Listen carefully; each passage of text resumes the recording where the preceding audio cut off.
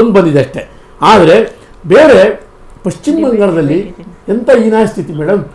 ಇನ್ನು ಸ್ವಲ್ಪ ದಿನಗಳ ನಂತರ ಕಾಂಗ್ರೆಸ್ ನಮ್ಮ ಹೇಳ್ಬೇಕಾದ್ರು ಹಿಂದೆ ಒಂದು ಕಾಂಗ್ರೆಸ್ ಪಕ್ಷ ಇತ್ತು ಅಂತಕ್ಕಂಥ ಪರಿಸ್ಥಿತಿಗೆ ಹೋಗ್ತಾ ಇದೆ.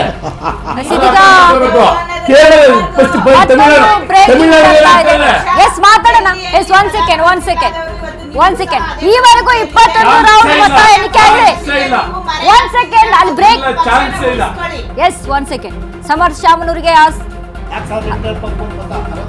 ಶ್ರೀನಿವಾಸ ದಾಸ ಕರಿಯಪ್ಪಗೆ 63,746 ಮತ, ಬರೋಬ್ಬರಿ 18,485 ಮತ ಪಡೆದ ಎಸ್ಡಿಪಿಐ ಕ್ಷಣಕ್ಕೂ ಕೂಡ ಮೂಡಿಸ್ತಾ ಇದೆ ದಾವಣಗೆರೆ ದಕ್ಷಿಣ. ಕೊನೆ ಕ್ಷಣದಲ್ಲಿ ಟ್ವಿಸ್ಟ್ ಏನಾದ್ರೂ ಕಾದಿದ್ಯಾ?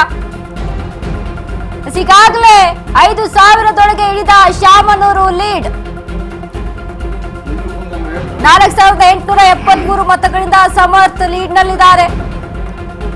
ಈವರೆಗೂ 21 ರೌಂಡ್ ಮತ ಎಣಿಕೆ ಪೂರ್ಣಗೊಂಡಿದೆ. ಸಮರ್ಥ ಶಾಮನೂರಿಗೆ 68,619 ಮತ, ಶ್ರೀನಿವಾಸ ದಾಸ ಕರಿಯಪ್ಪಗೆ 63,746. ಸರ್ ಜಾಸ್ತಿ ಗ್ಯಾಪ್ ಇಲ್ಲ ಇಲ್ಲಿ.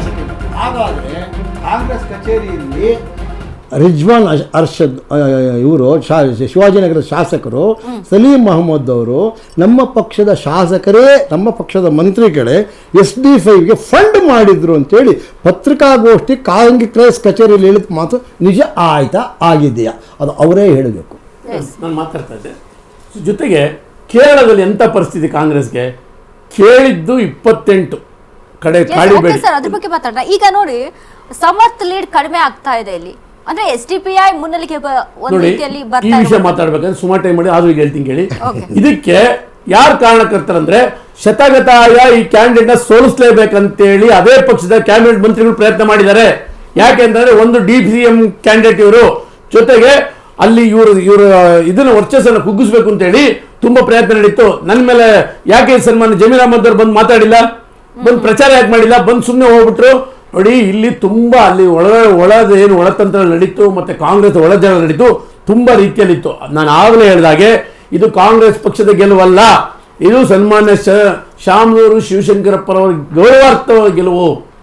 ಇಲ್ಲ ಅಂದಿದ್ರೆ ಖಂಡಿತ ಇವತ್ತು ಆ ಪಕ್ಷ ಖಂಡಿತ ಯಾರೇ ರೀತಿ ಕೂಡ ಸೋಲ್ತಾ ಇದೆ. ಸದ್ಯಕ್ಕೆ 21 ರೌಂಡ್ ಮುಗಿದಿರುವಂತದ್ದು, ಈಗ ಲೀಡ್ ಕಡಿಮೆ ಆಗ್ತಾ ಇದೆ. ಇಲ್ಲ ಅಲ್ಲಿ ಅದು